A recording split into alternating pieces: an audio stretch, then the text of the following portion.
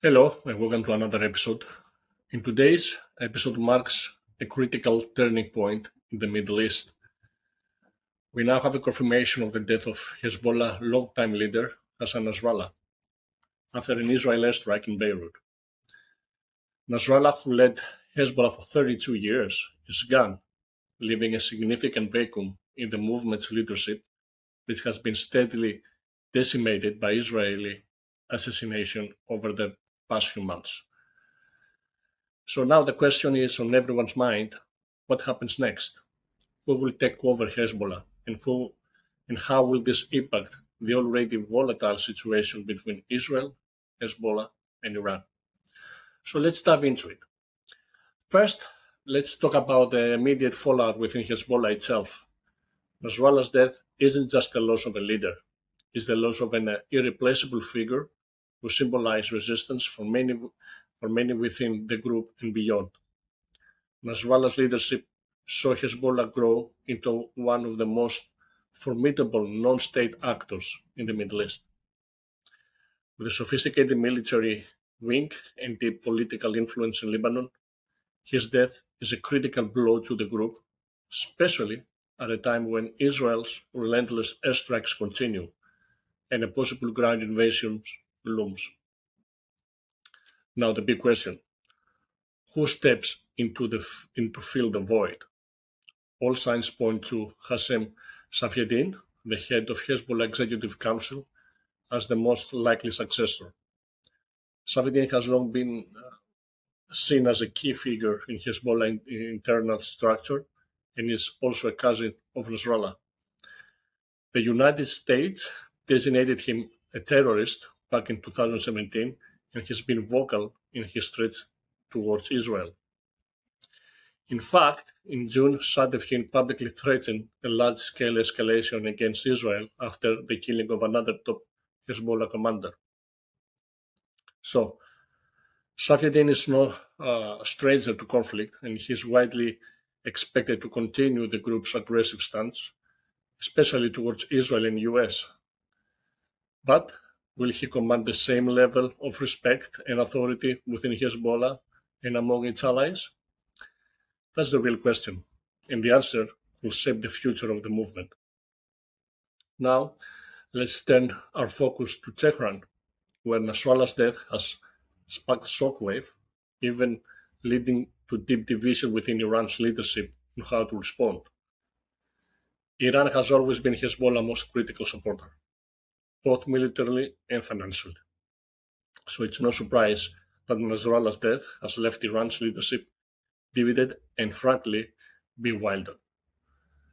Supreme Leader Khamenei has praised Nasrallah publicly and vowed to continue supporting Hezbollah, but so far he hasn't explicitly threatened retaliation against Israel. This is where the things get interesting. Behind the scene, there is a significant split within Iran's leadership. On one side, conservative faction, including elements of the Revolutionary Guard, are pushing for a strong military response, perhaps even a direct attack on Israel. They see Nasrallah's death as a direct challenge, and they believe Iran must show strength, particularly in the face of Israel's increasingly aggressive military campaigns.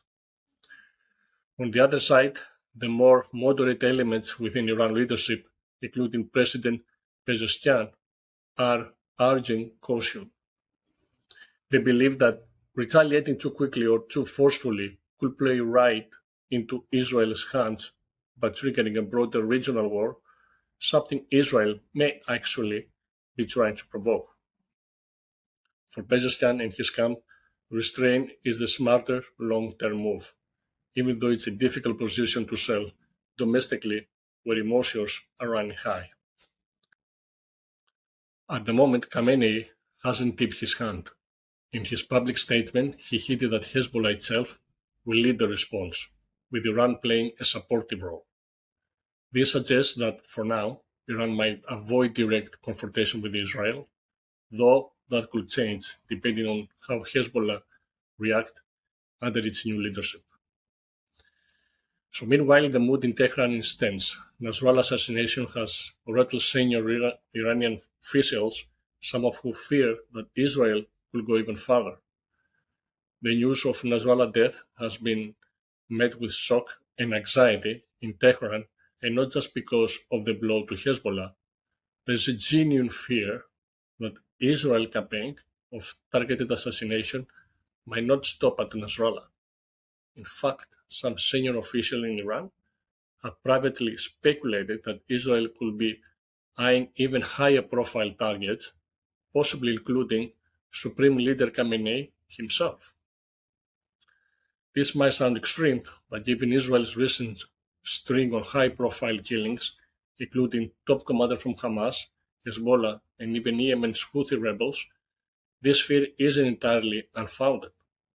In just the past 2 weeks, Israel has taken out senior leaders from all three groups. Hamas confirmed that one of its leaders was killed in Lebanon, and another Palestinian militia group reported that 3 of its commanders were killed in Israel's strike on Beirut. These were the first attacks within Beirut's city limits, a clear signal from Israel that no area is off limits. For Iran, this raises the stakes dramatically. If they believe their leadership is under direct threat from Israel, the calculus for now, how to respond to Nasrallah's death, could shift rapidly. So where does this leave us? The Middle East is already a powder keg. And this latest development will be the spark that sets off a broader conflict.